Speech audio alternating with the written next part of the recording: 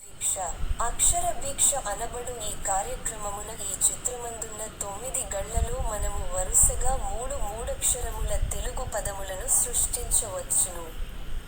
ఆ 3 పదముల మొదటి మరియు మూడవ అక్షరములను మాత్రము ఇచ్చి మధ్యనున్న రెండవ గడిని మాత్రము ఖాళీగా ఉంచుట జరిగినది.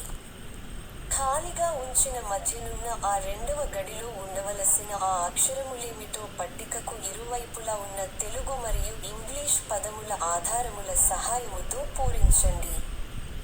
ఒకవేళ 2 నిముషములలోగా మీరు పూరించలేకపోయిన ఎడల మేము వాటిని పూరించి సమస్యను పరిష్కరించగలము.